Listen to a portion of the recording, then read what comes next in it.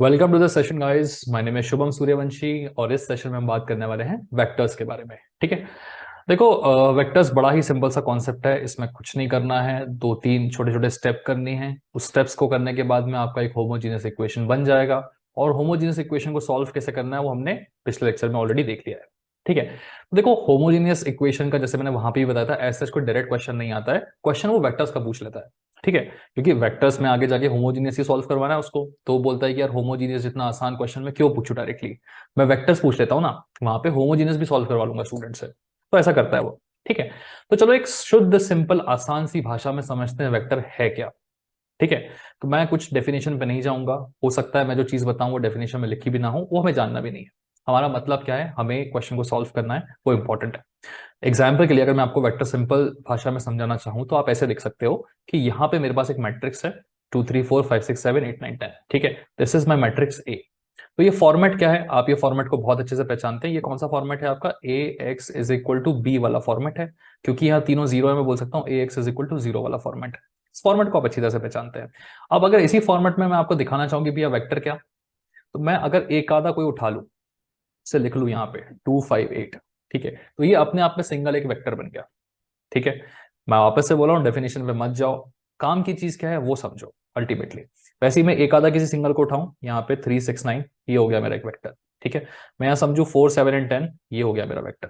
ठीक है, तो देखो वेक्टर ऐसे ही होते हैं, सिंगल सिंगल अपने आप में एक आधा कॉलम उठा सकते हो। तो ऐसे ही आपको अगर बुक में देखोगे डेफिनेशन में, तो उसने x1 x2 x3 के फॉर्म में लिखा हुआ है। ठीक है, तो वो बोल सकता है कि इस तरीके से उसने कहीं लिखा होगा, आपने का थोड़ा ध्यान दिया होगा, है ना। तो वेक्टर्स कैसे लिखे हुए हैं देखो फटाफट से आपको बताता हूँ। ये ऐसे लिखे हुए हैं वेक्टर्स कि आपका x1 x2 x3 x4 so on up to xn, है ना, दीज आर वेक्टर्स। ठीक है, तो अगेन डेफिनेशन में जाने की जरूरत नहीं है, हमें अपना काम करना है। ये वेक्टर होता है हमारा। ठीक है, अच्छा, तो ये एग्जाम में कैसे लिखा रहेगा, क्वेश्चन में किस फॉर्म में लिखा रहेगा वेक्टर। देखो वेक्टर जो है ना वो इस पर्टिकुलर फॉर्मेट में लिखा रहेगा कि x1 vector is equal to क्या होगा। जैसे यहां पे मैं देखूं तो वो x1 वेक्टर है, ये x1 vector is equal to 2 5 8।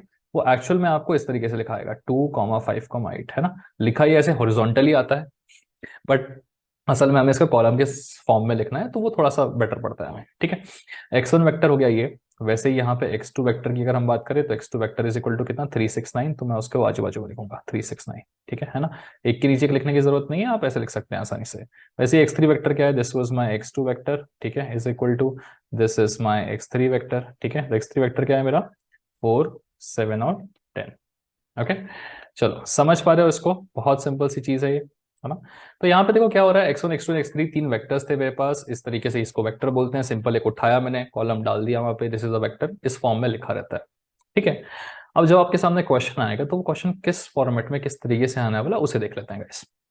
तो ऐसे ही लिखेगा वो x1 x2 एंड x3 मेरे पास तीन वेक्टर्स हैं। ठीक है, सवाल में पूछेगा आपसे examine for linear dependence and if dependent find the relation between them.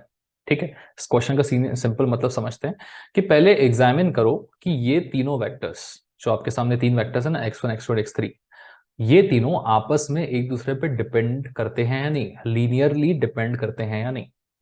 अगर ये लोग एक दूसरे पे डिपेंड करते होंगे तो इनके बीच में कुछ ना कुछ रिलेशन होगा। ठीक है, तो अगर डिपेंड करते हैं तो रिलेशन निकाल लो, डिपेंड नहीं करते हैं तो कुछ करने की जरूरत नहीं है, आप सीधा लिख के छोड़ सकते हो कि डिपेंड नहीं करते हैं। ठीक है, तो अब इसको मैं सिंपल बता देता हूं कि अगर वो डिपेंड नहीं करते हैं कैसे चेक करना है वो मैं आगे बताऊंगा आपको। डिपेंड करते हैं वो भी कैसे चेक करना, बड़ा सिंपल सा प्रोसेस है। अगर डिपेंड नहीं करते हैं क्वेश्चन वहीं खत्म हो जाएगा, लेकिन अगर डिपेंड करते हैं तो क्या करना है, मुझे इनके बीच में रिलेशन बनाना है। रिलेशन का मतलब क्या है, देखो यार डिपेंडेंसी है एक दूसरे पे, तो रिलेशन कैसा आएगा। हो सकता है मेरा x1 जो हो वो x2 और x3 के बराबर हो जाए सम, हो सकता है मेरा x1 जो हो वो 2x2 प्लस x3 के बराबर हो जाए। ठीक है, या हो सकता है मेरा x1 जो है वो 2x2 माइनस x3 के बराबर हो जाए। तो ये क्या है, एक दूसरे पे डिपेंडेंसी है, और किस तरीके की डिपेंडेंसी है, किस तरीके का रिलेशन है, वो यही बता रहा है। तो रिलेशन बताना मतलब कोई बहुत बड़ा टास्क नहीं है, बस हमें बताना है कि यार एक दूसरे से कैसे रिलेटेड है, किसमें क्या प्लस माइनस करने पे मिल रहा है। ठीक है, तो क्वेश्चन का मीनिंग आपको समझ में आ गया होगा, है ना, कि मुझे इस टाइप का रिलेशन बनाना है। रिलेशन कब बनेगा, जब डिपेंडेंसी होगी। अगर डिपेंडेंसी नहीं होगी तो रिलेशन नहीं बनेगा। ऑब्वियसली बात है, डिपेंडेंसी नहीं तो रिलेशन कैसे बनेगा। ठीक है, तो देखो क्वेश्चन तो जनरली ऐसे ही आ सकता है कि डिपेंडेंसी होगी, नहीं हुई वाला आया तो और अच्छी बात है। ठीक है, तो एकमात्र चीज क्वेश्चन में देखते से मुझे क्या समझ में आ रही है कि भैया सबसे पहले चेक करो डिपेंडेंसी है या नहीं। अगर डिपेंडेंसी है तभी तो सवाल आगे बढ़ेगा। तो डिपेंडेंसी चेक कैसे करें, ये अगला क्वेश्चन आता है। देखो, डिपेंडेंसी चेक करने के लिए मुझे सिंपली एक सिस्टम फॉलो करना पड़ेगा। मुझे डिपेंडेंसी चेक करने के लिए एक होमोजीनियस इक्वेशन बनानी पड़ेगी इन वेक्टर्स का यूज करके। समझ में आया? मुझे डिपेंडेंसी चेक करने के लिए एक होमोजीनियस इक्वेशन बनानी पड़ेगी। जैसे ही मेरी होमोजीनियस इक्वेशन बन जाती है, डिपेंडेंसी वहीं पे चेक हो जाएगी। ठीक है, चलो। तो देखो क्या करना है मुझे। होमोजीनियस इक्वेशन के बारे में हम जानते हैं कि समथिंग समथिंग समथिंग का सम इक्वल टू जीरो के बराबर होता है। ये मैंने एग्जांपल दे रखा है यहाँ पे, ठीक है। ये एक्चुअल इक्वेशन नहीं है, इसे एक्चुअल इक्वेशन का मत करना, है ना। यहाँ वेक्टर्स अलग है। तो देखो सिंपली आप बोल सकते हैं कि यार sum is equal to zero is equal to zero is equal to zero, ऐसा कुछ आता है ना, सारे जीरो तो होमोजीनियस है। तो मुझे ये इक्वेशन बनानी वेक्टर्स का इस्तेमाल करके। तो यहाँ पे तो सिर्फ मेरे पास वेक्टर्स हैं। यहाँ पे मुझे एक्स वाई और जेड तो कहीं दिख ही नहीं रहा है। तो यार एक्स वाई जेड नहीं दिख रहा है तो हम उसे एज्यूम कर लेंगे। इन जनरल आपने अगर बुक्स में क्वेश्चन सॉल्व किए हैं तो वो लोग एक्स वाई और जेड को ना एज्यूम करके C1 C2 and C3 assume करते हैं। तो क्या कोई फर्क है इनमें? कोई फर्क नहीं है बाबा। ठीक है, आप चाहे एक्स वाई जेड लेके सॉल्व करो या C1 C2 C3 लेके सॉल्व करो, कोई फर्क नहीं पड़ता। अननोन्स तो वही है, अननोन ही है, ठीक है ना।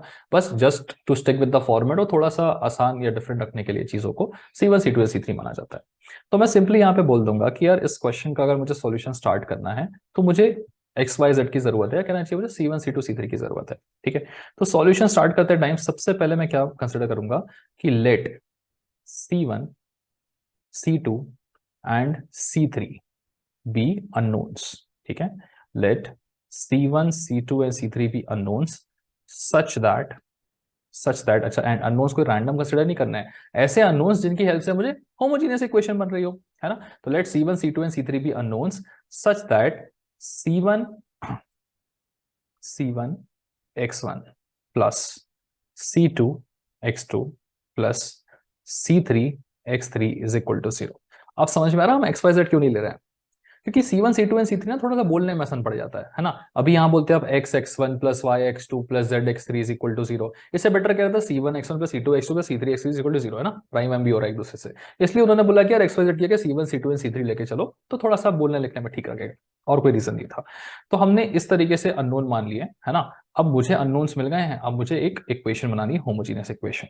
तो पहले क्या करें, हम लिख तो लें। x1 मेरा क्या है? x1 है मेरा 3 5 4। बहुत आसानी से इक्वेशन बनेगी, देखिएगा C1 x1 plus C2 x2 क्या है मेरे पास 1 2 4।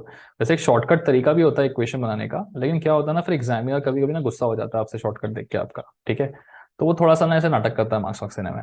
तो उसकी खुशी के लिए यार ये स्टेप लिख लेना, ठीक है। जरूरी है कि यार मेरे पास वेक्टर थे, मुझे बनानी थी होमोजीनियस इक्वेशन, मुझे चाहिए थे अननोन्स। अननोन्स मेरे पास थे नहीं, तो मैंने अननोन्स मान लिए। क्या माने? C1 C2 एंड C3 माने। और ऐसे अननोन्स माने हैं जिसके बेसिस पे मैं बोल पा रहा हूँ कि C1 x1 plus C2 x2 plus C3 x3 zero है, इज इक्वल टू जीरो, है ना। तभी तो होमोजीनियस बनेगा। तो ये तो एक बड़ी सी इक्वेशन दिख रही है, ठीक है। अब इसको थोड़ा सा हम ओपन करने की कोशिश करते हैं, टू थोड़ा ढंग से लिखते हैं, ठीक है ना। तो इसे ओपन कैसे करेंगे? देखो, पहले C1 3 से मल्टीप्लाई होगा, फिर ये C2 1 से, और यहाँ C3 2 से। सिंपल है। तो ये क्या बनेगा बताओ? 3C1 प्लस 1 इंटू C2, है ना, which is C2 plus 2 into C3 is 2C3। So 3C1 plus C2 plus 2C3 is equal to zero. ऐसे ऐसे तीन इक्वेशन बनानी है।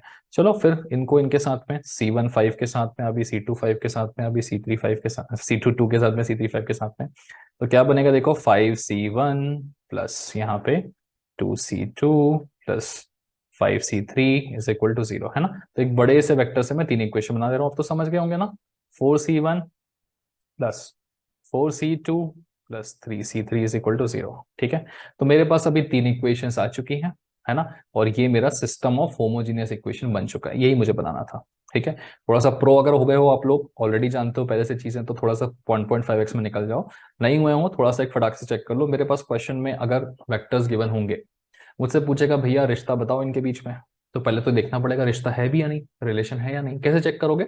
डिपेंडेंसी चेक करना है कि वो लोग डिपेंडेंट है या नहीं दूसरे पे। होंगे तो रिश्ता होगा, नहीं होंगे तो नहीं होगा। कैसे चेक करें डिपेंडेंसी? डिपेंडेंसी चेक करने के लिए पहले आपको होमोजेनियस इक्वेशन बनानी पड़ेगी। होमोजेनियस इक्वेशन कैसे बनाए यार? ठीक है, इसको रटना नहीं है, ये सब चीजों को बस दिमाग में रखना है यार। ये सारी चीजें फ्लो होती रहनी चाहिए, रट के जाओगे तो कुछ नहीं होगा, ठीक है। फिर होमोजेनियस इक्वेशन बनाने के लिए मुझे क्या चाहिए था यार? ऐसा फॉर्मेट होता है वेक्टर के साथ साथ मुझे तो वेरिएबल्स भी चाहिए। तो मैंने तीन वेरिएबल्स मान लिए, C1 C2 C3, such that C1 x1 plus C2 x2 plus C3 x3 is equal to zero. बस इस तरीके से लिख के तीन इक्वेशन तैयार हो गई। एक बार मेरी इक्वेशंस तैयार हो गई है, इसके बाद का तो हम अभी तक इतने क्वेश्चंस कर चुके हैं। मुझे सिंपली क्या करना है? सिंपली कंसिस्टेंसी पे फोकस करना है। ठीक है। चलो एक बार आपकी इक्वेशन निकल गई, इक्वेशन निकलने के बाद आ जाओ, बड़ा सिंपल सा गेम है हमारा, पुराना वाला गेम, कि जब भी मेरे पास कोई होमोजीनियस इक्वेशन होती है ना, ठीक है, तो याद है जी, बैठा पीछे ऑलरेडी लिखा हुआ है यहाँ पे। तो जब भी मेरे पास कोई होमोजीनियस इक्वेशन होती है वो गारंटी क्या होती है, कंसिस्टेंट होती है। कंसिस्टेंट का सिंपल मतलब है कि उसके यूनिक सॉल्यूशन होंगे या फिर इनफाइनाइट सॉल्यूशंस होंगे। यूनिक सॉल्यूशन को ट्रिवियल बुलाते हैं, इनफाइनाइट सॉल्यूशंस को नॉन ट्रिवियल बुलाते हैं। यूनिक का मतलब एक्स वाई जेड तीनों जीरो हो जाएगा, इनफाइनाइट में मुझे निकालना पड़ता है, जेड को टी मानते हैं, निकालते हैं, अब तक तो प्रो हो गए हो, ठीक है ना। तो बस यहाँ पे भी यही चीज करनी है, जैसे ही मेरे पास में क्या आ गई, एक आ गई होमोजीनियस इक्वेशन, बस होमोजीनियस इक्वेशन में ही मुझे चेक करना है कि यूनिक सॉल्यूशन मिल रहा है या फिर इनफाइनाइट सॉल्यूशंस मिल रहे हैं, ठीक है। तो चेक करने का तरीका क्या है, बड़ा सिंपल सा, रैंक वाला वही फंडा अपना। अगर मेरी रैंक नंबर ऑफ अननोन्स के बराबर है तो यूनिक सॉल्यूशन, अगर रैंक मेरी छोटी है नंबर ऑफ अननोन से तो फिर इनफाइनाइट सॉल्यूशन। कभी कभी हमारी शॉर्ट ट्रिक भी लग जाती है, याद है ना होमोजेनियस में क्या, अगर number of equations number of unknowns के बराबर तो रैंक भी नहीं चाहिए, डिटर्मिनेंट से काम कर लो, ठीक है ना। चलो बात की बात है, बस इतने पे ही फोकस करना है। अब देखो यहाँ पे क्या हो जाएगा, अगर आपने इस होमोजीनियस इक्वेशन को देखा, ठीक है, इस होमोजीनियस इक्वेशन का आपने पता किया कि भैया कंसिस्टेंट तो रहती है, यूनिक सॉल्यूशन है, इनफाइनाइट सॉल्यूशन, रैंक निकाल के चेक किया, ठीक है। चेक किया तो आपको पता चला कि यार इसकी रैंक तो नंबर ऑफ अननोन्स के बराबर आ रही है, मतलब ये यूनिक सॉल्यूशन है। इस यूनिक सॉल्यूशन को ही हम बोल देते हैं डायरेक्टली कि ये लीनियरली इंडिपेंडेंट है। लिख भी देते हैं आपके लिए, लीनियरली इंडिपेंडेंट, ठीक है। समझ पा रहे हैं, आपको कुछ नहीं करना है, सेम होमोजीनियस में आप सॉल्व जो करते थे वही करना है। आपको होमोजीनियस इक्वेशन बना लेनी है, बनाने के बाद आपको चेक कर लेनी है, ठीक है, कि यार यूनिक सॉल्यूशन था या इनफाइनाइट सॉल्यूशन। यूनिक सॉल्यूशन वाले ही केस को हम लीनियरली इंडिपेंडेंट बोलते हैं, और जो दूसरा वाला केस है इसे क्या बोलेंगे, लीनियरली डिपेंडेंट। बस, और कोई खासा फर्क नहीं है इन सब चीजों में, ठीक है। चलो अब इसके बाद क्या, अगर मेरा लीनियरली इंडिपेंडेंट आ गया फिर तो क्वेश्चन खत्म है, आगे कुछ करना ही नहीं है। लीनियरली डिपेंडेंट आ गया, लीनियरली डिपेंडेंट आ गया तो इसका मतलब क्या है कि एक दूसरे पे डिपेंड करेंगे, रिलेशन बनेगा। रिलेशन कैसे बनाना है वो मैं जब एक क्वेश्चन को सॉल्व करके बताऊंगा तो आपको समझ में आएगा कि कैसे रिलेशन बन जाता है। कोई डिफिकल्ट काम नहीं है, बड़ा आसान सा काम है, ठीक है। मोटा मोटा ऊपर से समझ लो अभी चीजें, क्या हमने सीखा है कि यार अगर मेरे पास क्वेश्चन में क्या आ सकते हैं, ऐसे वेक्टर्स आ सकते हैं। वेक्टर्स क्या है मुझे तो अब पता है, तो अगर वेक्टर्स आ गए और मुझसे पूछा कि भैया इनके बीच में रिश्ता बनाओ, फिर से बोल रहा हूँ, समझ चुके हो, 1.5x में आगे निकल जाओ। थोड़ा सा कहीं डाउट चल रहा है तो एक ओवरव्यू देख लो, मैं रिपीट कर रहा हूँ, ठीक है। तो क्या है, मेरे सामने वेक्टर्स आए हैं, मुझे बताना है भैया एक दूसरे पे डिपेंडेंट है या नहीं है, ठीक है। तो कैसे चेक करेंगे यार, पहले एक काम करो, वेक्टर्स के थ्रू अपनी एक होमोजीनियस इक्वेशन बना। होमोजीनियस इक्वेशन कैसे बनेगी, मुझे चाहिए वेरिएबल्स, मान लो C1 C2 C3 तीन वेरिएबल है, और लिख दो C1 x1 plus C2 x2 plus C3 x3 is equal to 0, ठीक है। अब ये लिखने के बाद हम x1 x2 x3 जब डालेंगे तो ये इक्वेशन बन जाएगी तीन, है ना, बनाना बड़ा आसान है, C1 into 3 plus C2 into 1, है ना, प्लस C3 इंटू 2, एक बार C1 into 5 plus C2 into 2, ऐसे तीन इक्वेशन बन गई आपकी। चार वेक्टर्स होते तो चार इक्वेशन बन जाती, कोई दिक्कत की बात नहीं है, ठीक है। तो देखो मतलब चार का वेक्टर होता तो, है ना। चलिए, सो आपने इस तरीके से बना लिया, यहाँ पे होमोजीनियस हमारी बन गई। होमोजीनियस बनने के बाद क्या करना है, वही यार पुराना गेम अपना। अगर होमोजीनियस इक्वेशन में यूनिक सॉल्यूशन आ रहा है तो उसी यूनिक सॉल्यूशन को हम बोल देते हैं लीनियरली इंडिपेंडेंट, और अगर वहीं पे इनफाइनाइट सॉल्यूशन आ रहा है तो हम उसे बोल देते हैं लीनियरली डिपेंडेंट। खत्म, इतना तो हमें पहले भी आता करते हैं, ठीक है। अगर इंडिपेंडेंट आया क्वेश्चन वहीं खत्म है, अगर डिपेंडेंट आया तो उनके बीच में रिश्ता बनाना पड़ेगा, तो बना लेंगे, कैसे बनाना है वो देख लेंगे, ठीक है। चलो आगे बढ़ते हैं, एक क्वेश्चन करते हैं फटाफट से, आपको पूरा समझ में आ जाएगा। चलिए इस क्वेश्चन को देख लीजिए। आपके सामने दिया है कि एग्जामिन करना है लीनियर डिपेंडेंसी, वही है, वेक्टर्स गिवन है आपको, और अगर डिपेंडेंसी है तो रिश्ता भी रहेगा, आपको बस बताना है क्या रिलेशन है, ठीक है। तो सबसे पहला काम यार मैंने ना स्टेप बाय स्टेप यहाँ पे लिख दिया है, कोई बड़ा प्रोसेस नहीं है, 3 स्टेप का प्रोसेस है। फटाफट पहले क्या करो, वेक्टर्स लिख लो। हाँ लिख लिया। अभी क्या करना है, अभी मुझे एक होमोजीनियस सिस्टम ऑफ इक्वेशन बनाना है। उसके लिए मुझे क्या लगेंगे, अननोन्स लगेंगे, तो अननोन्स मान लेना मैंने C1 C2 एंड C3, ठीक है। तो let's assume the unknowns guys, ठीक है। तो यहाँ पे आप सिंपली लिख सकते हो, एग्जाम में भी ऐसे लिख देना, ठीक है। लेट आपके C1 C2 and C3 be the unknowns, so let C1 C2 and C3 be the unknowns, ठीक है। चलो प्रॉपर तरीके से लिखते हैं ऐसे, है ना, अच्छा लगेगा देख के। C3, okay, just a second, be the unknowns U and K W such that such that let C1, C2 and C3 be the unknowns such that C1 x1 है ना, C1 x1 plus C2 x2 plus C3 x3 is equal to 0। ठीक है, ये हो गया। अब जैसे हमने ये लिखा है, इसी चीज को मुझे properly x1 and x2 and x3 की वैल्यू पुट अप करके लिखना है। तो x1 कितना है मेरे पास, 2 -1 3 2 C1 x1 plus C2 what is x2 1 3 4 2 plus C3 what is x3 3 -5 2 2 C1 x1 plus C2 x2 plus C3 x3 is equal to 0। ठीक है, ये चीज हमने लिख ली। अब जैसे ही हमने ये लिखा, मेरी इक्वेशंस फटाफट बन जाएगी, है ना। तो C1 into 2 plus C2 into 1 plus C3 into 3, ये चीज फॉलो करनी है हमें, फटाफट से लिख लेते हैं। थोड़ा सा कलर चेंज करते हैं, थोड़ा सा दूर दूर डिफरेंट चीजें दिखेंगी आपको, है ना। तो C1 into 2 is nothing but 2C1, ठीक है, plus C2 plus 3C3 is equal to 0, पहली इक्वेशन। फिर C1 into -1 is -1C1 plus 3C2, थोड़ा सा धीरे धीरे आराम से दिखेगा, plus 3C2 -5C3 is equal to 0।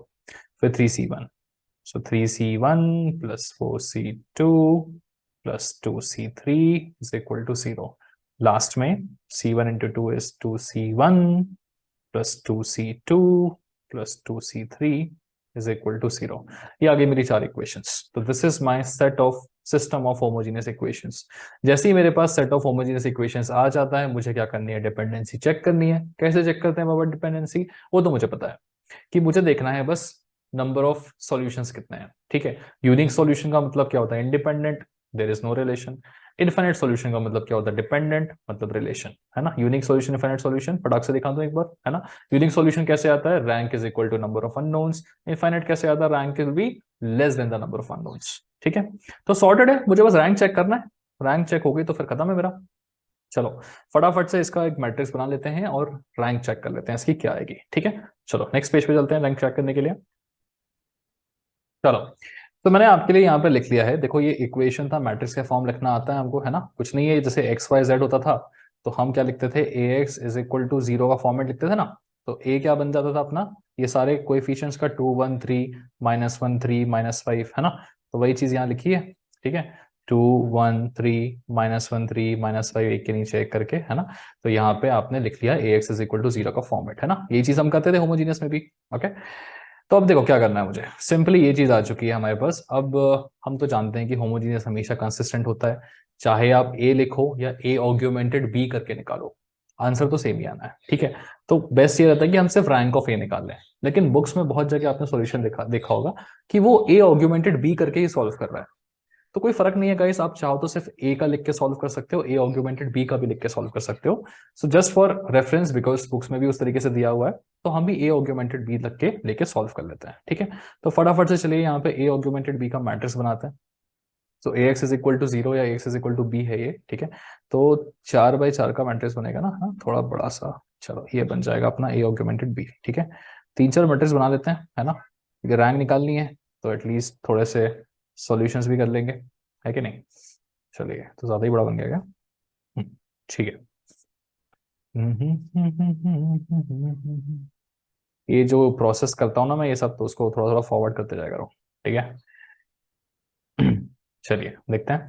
सो यहाँ पे देखो ए ऑग्यूमेंटेड भी क्या बनेगा आपका, 2 1 3, तो ए है अपना simply -1 3 -5, this is 3 4 2 and then we have got 2 2 and 2। ठीक है, फिर ऑग्यूमेंटेशन लगा लो यहाँ पे, augmentation 0 0 0 0, this is my A augmented B. ठीक है, A X is equal to B के फॉर्मेट का। अब क्या करना है मुझे, इक्लॉन फॉर्म में कन्वर्जन करना है, तो क्या करना चाहिए बाबा, देखो इसको ऊपर नीचे कर लें, इसको ऊपर नीचे करने से आसान हो जाएगा। ठीक है, तो यहाँ पे देखो R1 और R2 को सबसे पहले क्या करते हैं, एक्सचेंज करते हैं। ठीक है, so R1 and R2 are being exchanged, R2 जाएगा ऊपर, -1 3 -5 0, R1 आएगा नीचे, 2 1 3 0। ठीक है, आर्गुमेंटेशन लगा देंगे बाद में। तो 3 4 2 0 एज इट इज।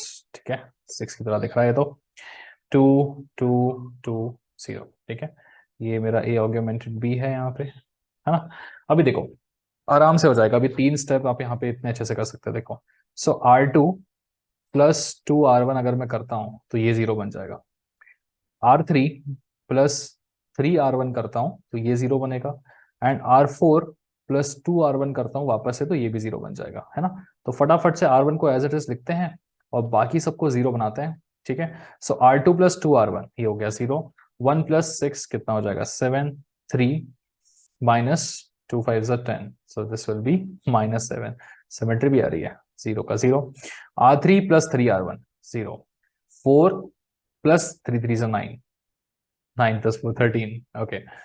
2 माइनस 15 कितना होगा -13, okay. And then this is 0। Now what do we have R4 plus 2R1, so this is 0। 2 plus 2 3 6 plus 2 8, okay। 2 minus 10 which is gonna be -8 and then again 0। क्या बात है यार, काफी अच्छे तरीके से हमें ये चीज सिमेट्री मिल गई है यहाँ पे, है ना। तो चलिए आगे बढ़ते हैं। अब देखो यार, एक्लॉन फॉर्म तो काफी अच्छे से कन्वर्ट हो गया है, मेरे ख्याल से हम इनको बहुत आसानी से 0 कर पाएंगे, ठीक है। ऑग्यूमेंटेशन भी लगा लो। नेक्स्ट पेज में चलते हैं, इनको 0 करते हैं फटाफट से, ठीक है। चलो, तो यहाँ पे क्या लिखा है -1 3। अब देखो ना क्या करना है, सिंपली R2 को मैं 7 से डिवाइड कर देता हूँ। चलिए, यहां तक हमने देख लिया था, वही मैंने लास्ट पेज का उठा के वापस से लिख दिया मैट्रिक्स आपका, है ना। सो अब हम क्या कर सकते हैं, सिंपली आपका जो R2 है ना उसे 7 से डिवाइड कर लेते हैं, ठीक है। तो चीजें थोड़ा सॉर्टेड रहेंगी हमारे लिए। R1 remains as it is -1 3 -5, यहाँ पे वहां से थोड़ा करीब लिखते हैं इसके, इधर 0, ठीक है। फिर R2 बाई 7 हो रहा था 0 1 -1 अगेन 0।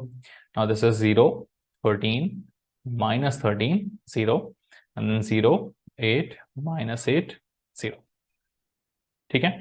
चलो ऑग्यूमेंटेशन लगा दो यहाँ पे, ओके। नेक्स्ट, अभी अगले स्टेप में आपका आंसर हो जाएगा। देखिए सिंपली क्या करना है, R3 minus 13 times of R2 and R4 minus 8 times of R2। So R1 will remain as it is -1 3 -5 0, ठीक है। R2 R2 में भी कोई बदलाव नहीं है, तो 0 1 -1 0। R3 क्या हो जाएगा पूरी तरह से -13 R2, तो ये हो जाएगा 0 0 0 0 और ये भी हो जाएगा 0 0 0 0, ठीक है। चलिए, सो आप देख सकते हैं कि rank of A is obviously equal to rank of A augment B, correct है ना। बट वो सब तो हमें ऑलरेडी पता था कि यार इक्वल रैंक आने वाली है, कंसिस्टेंट भी होने वाला है। सवाल सिर्फ इतना था कि मेरा जो रैंक है वो is equal to number of unknowns आएगा या rank less than number of unknowns आएगा। मेन पिक्चर वहीं की थी। तो रैंक कितनी आ रही है आपकी, नंबर ऑफ नॉन जीरोस कितनी है 2, तो रैंक आ रही है आपकी 2। और नंबर ऑफ अननोन्स आपके पास 3 है ना, C1 C2 C3, ये 3 अननोन्स हमने लिए थे। तो नंबर ऑफ अननोन्स 3 है, रैंक है आपकी 2, मतलब आपका सॉल्यूशन इनफाइनाइट है। और इसी इनफाइनाइट को हम क्या बुलाते हैं, डिपेंडेंट बुलाते हैं कि यार वेक्टर्स जो है आपस में क्या डिपेंडेंट। तो जब हमें इनफाइनाइट सॉल्यूशन मिलता है तो हम बोल देते हैं वेक्टर्स डिपेंडेंट है एक दूसरे पे। अब देखो डिपेंडेंट है मतलब सिंपल है कि मुझे क्या करना है, मुझे उनके बीच में रिलेशन निकालना पड़ेगा, ठीक है। तो चलिए थोड़ा सा एक स्टेप और करते हैं, फटाफट से C1 C2 और C3 की वैल्यू निकाल लेते हैं। जैसे ही उनकी वैल्यू निकल जाएगी रिलेशन भी निकल जाएगा। चलो, क्या करना पड़ेगा C1 C2 C3 की वैल्यू निकालने के लिए, बस इसी को हमें a augmented b sorry ax is equal to 0 या ax is equal to b का जो फॉर्म है उसमें लिखना पड़ेगा, वेयर ये हमारा पूरा पूरा a की तरह एक्ट करेगा, है कि नहीं। ये तो हम करते आए हैं, है ना। जिसको ये स्टेप क्लियर नहीं है, मतलब समझ जाओ थोड़े से बेसिक्स वीक हैं आपके, है ना। तो आप पुराने क्वेश्चंस को दोबारा देखिए जाके, है ना। हम इसे कैसे ओपन करते हैं, 0 1 -1, बड़ा ही सिंपल सा काम होता है ये। 0 0 0 0 0 0, यहाँ पे हम अपने वेरिएबल्स लिखते हैं C1 C2 C3 is equal to again 0 0 0, है ना। तो टेक्निकली जो पुराना वाला ax is equal to b है ना, उसमें a में बस बदलाव आ जाते हैं और वो थोड़ा हमारा फेमिलियर फॉर्मेट में आ जाता है ना। a ऑग्यूमेंटेड ये a है और ये a ऑग्यूमेंट b है, तो a थोड़ा अच्छे फॉर्मेट में आ जाता है हमारे, जिससे C1 C2 C3 की वैल्यू निकल पाए, बस इतना ही काम होता है मोटा मोटा बोले तो, ठीक है। अब देखो यहाँ क्या करना है, सिंपल है, इक्वेशंस को लिख लो। पहले पूरा R1 मेरा C1 से मल्टीप्लाई होगा, तो -C1 plus 3C2 -5C3 is equal to 0। अब ये पूरा ये से मल्टीप्लाई होगा तो 0C1 plus C2 -C3 is equal to 0। खत्म। यहाँ पे हमारे इनफाइनाइट सॉल्यूशंस के हिसाब से हम C3 को T अगर मान लें तो सिंपल है, C3 के T हो जाने से यहाँ पे पुटअप करोगे वैल्यू, तो C2 - T is equal to 0, मतलब C2 की वैल्यू भी कितनी हो जाएगी T। बढ़िया, लिख दो यहाँ पे। तो C3 अगर T है तो C2 भी क्या होगा, T होगा। अब ये दोनों TT हैं, ठीक है, तो इसकी हेल्प से मैं C1 निकाल सकता हूँ। पुट अप कर दो, C2 और C3 के TT पुट कर दो, तो +3T - 5T is equal to 0। तो -C1 इज इक्वल टू बाहर जाएगा तो ये 2T बचेगा, मतलब C1 की वैल्यू -2T बचेगी, खत्म। ओके, सो अब हमें क्या करना है, C1 C2 और C3 की वैल्यूज जैसी आ चुकी है, तो बस हमें वेक्टर्स के बीच में रिलेशन बताना है। तो रिलेशन क्या है हमें ऑलरेडी पता है। रिलेशन है आया है हमारा C1x1 plus C2x2 plus C3x3 is equal to 0। याद है आपको, ऑलरेडी है ना, दिस इज आवर रिलेशन। अब बस इसी में हमें C1 C2 और C3 की वैल्यू पुटअप करनी है, हमारा आंसर आ जाएगा। देखो कितना आसान है। C1 की वैल्यू कितनी आई है हमारी, -2T, पुटअप कर दीजिए। -2T x1 प्लस C2 की वैल्यू T है, तो Tx2 प्लस C3 की वैल्यू भी T है, Tx3। देखते जा रहे हो, स्टेप बाय स्टेप खुद ही आपको सॉल्यूशन मिलता जा रहा है यहाँ पे, है ना, इज इक्वल टू 0। अब देखो क्या करना चाहिए, पूरी इक्वेशन को T से डिवाइड कर देना चाहिए। क्यों? क्योंकि पूरा पूरा T यहाँ पे है और T से डिवाइड करेंगे तो T कट जाएगा, मुझे सिर्फ x1 x2 और x3 के फॉर्म में इक्वेशन मिलेगी और रिलेशन बन जाएगा। तो डिवाइडिंग, आप चाहें तो लिख सकते हैं डिवाइडिंग, ठीक है, whole equation by the number, by the letter T। तो क्या बचेगा, -2x1 plus x2 plus x3 is equal to 0। तो आप ऐसे लिख सकते हैं कि x2 plus x3 is actually equal to twice of x1।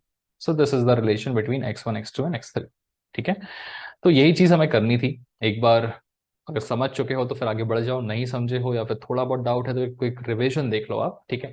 सबसे पहले आपको क्या करना रहता है, आपके पास जो भी क्वेश्चन में वेक्टर्स गिवन होते हैं, उन वेक्टर्स की हेल्प से, जैसे हमने स्टेप बाय स्टेप चीजें की थी, है ना। सबसे पहला स्टेप क्या है कि आपको एक होमोजीनियस, पहले तो वेक्टर्स लिख लेने हैं। वेक्टर्स की हेल्प से आपको एक होमोजीनियस, जी होमो, ओके बड़ा बड़ा हो गया सब पूरा,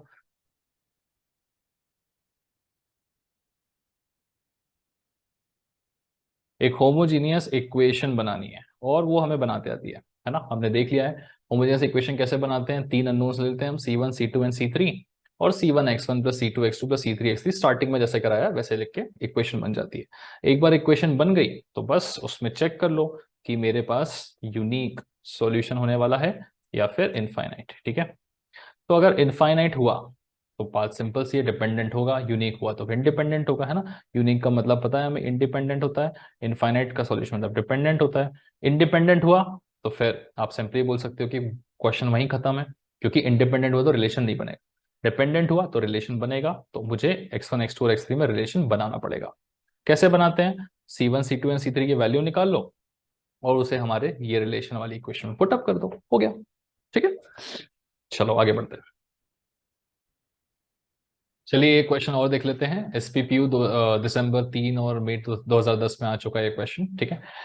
सो एग्जामिन करना है मुझे लीनियर डिपेंडेंस। मेरे पास तीन वेक्टर्स हैं, x1 x2 एंड x3। ऐसे स्टेप बाय स्टेप प्रोसेस था कि वेक्टर्स तो गिवन है लेकिन मेरे पास अननोन्स नहीं है, तो पहले मैं C1 C2 C3 अननोन ले लूंगा। तीन ही क्यों लेंगे, देखो तीन वेक्टर है तो तीन अननोन, अगर x4 भी होता तो हम चौथा भी अननोन ले लेते हैं C4। तो फिलहाल तीन वेक्टर से तो तीन अननोन्स ले लेंगे, such that C1x1 plus C2x2 plus C3x3 is equal to 0। Simple. फिर ये फॉर्मेट तो आप देख चुके हैं, लास्ट क्वेश्चन में भी लिखा था हमने, बस x1 x2 एंड x3 को लिखना है और फिर C1 into 3 plus C2 into 2 plus C3 into 0।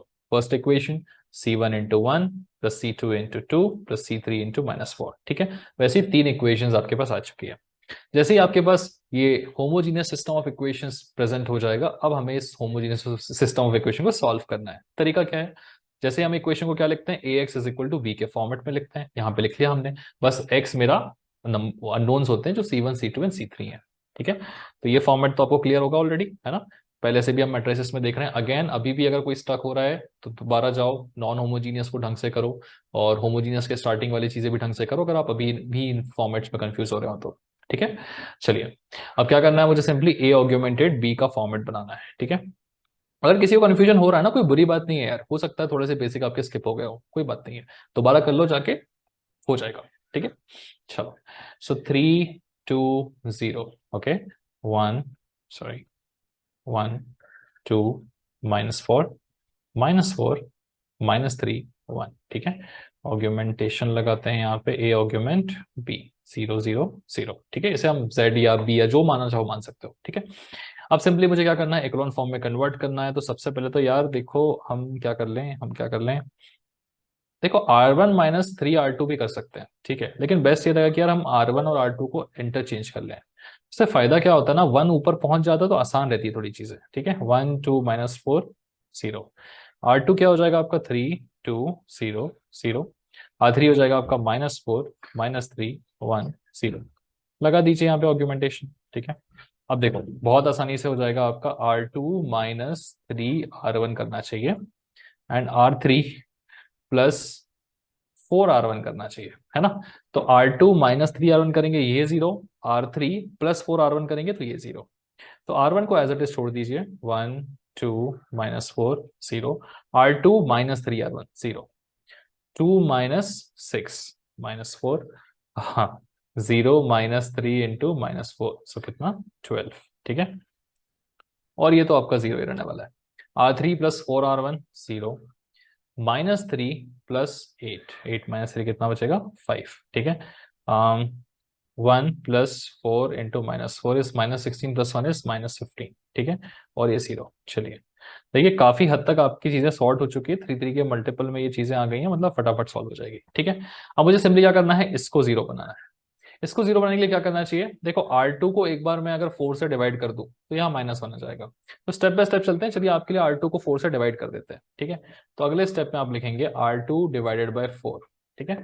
तो R1 को एज इट इज रखो, 1 2 -4 0, है ना। 1 2 -4 0। R2 बाय 4 क्या हो जाएगा, 0 -1 3 0, 0 -1 3 0।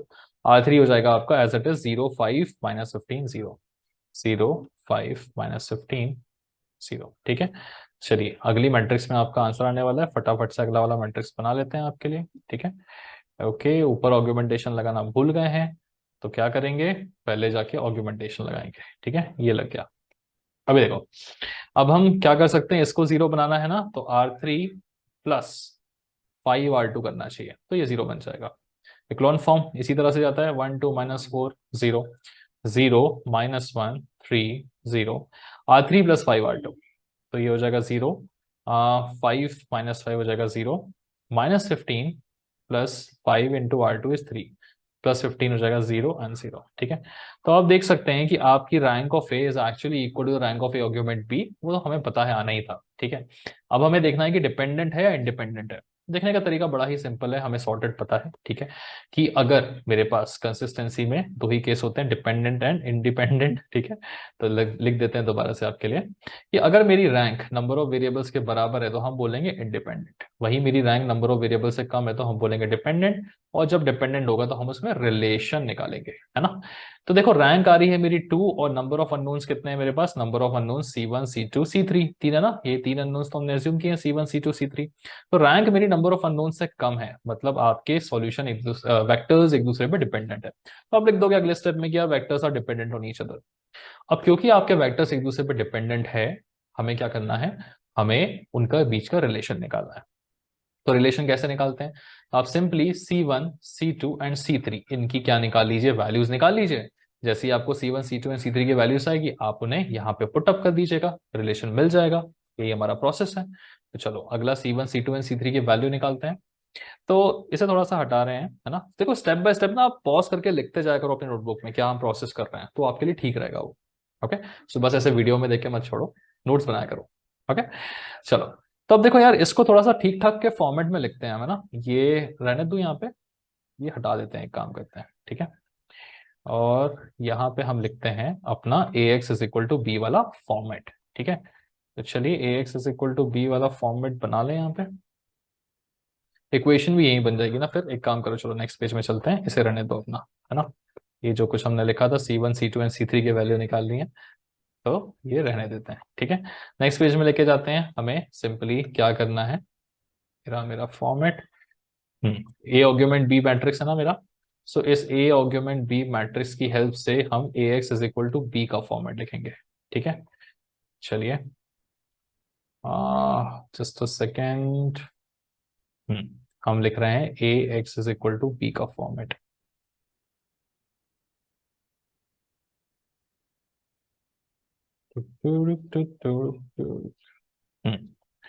सो देखो मेरा a जो है नया मॉडिफाई होके ऐसा बन चुका है, तो 1 2 -4, यहाँ आ जाएगा 1 -4, ठीक है।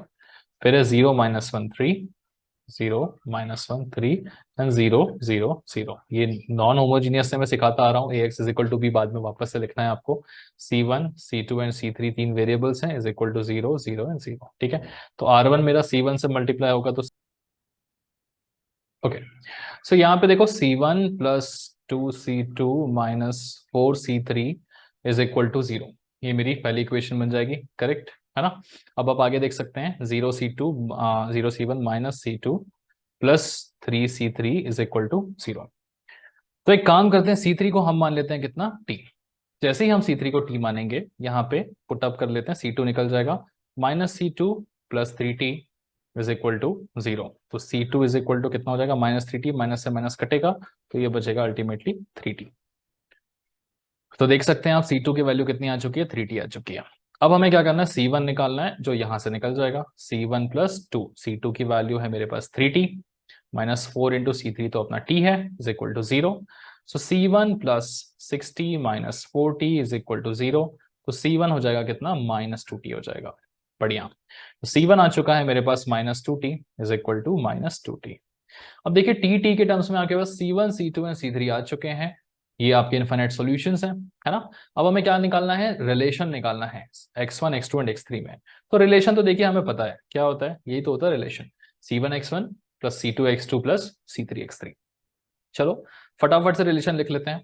तो our relation is c1 x1 plus c2 x2 plus c3 x3 is equal to 0। c1 की वैल्यू क्या है, पुटअप करो -2t। सो -2t x1 प्लस c2 की वैल्यू क्या है, 3t। So this will be 3t x2 plus c3 is t x3 is equal to 0। अब simply क्या करना चाहिए, मुझे पूरी इक्वेशन को t से डिवाइड कर देना चाहिए। उससे क्या होगा, मेरा t एलिमिनेट हो जाएगा और सिर्फ x1 x2 और x3 के फॉर्म में सब कुछ बचेगा, है ना। तो लास्ट स्टेप में आपका आ जाएगा 3x2 plus x3 is equal to 2x1, ठीक है। तो ये आ गया आपके वेक्टर्स के बीच का रिलेशन बेस, ठीक है ना। चलिए जैसे कि हमने देखा है शुरुआत से कि इस टाइप के क्वेश्चन में क्या करना है, स्टेप बाय स्टेप फटाफट से। प्रो हो चुके हो, ऑलरेडी समझ चुका है तो आगे बढ़ जाओ। क्विक रिवीजन करना है, देख लो।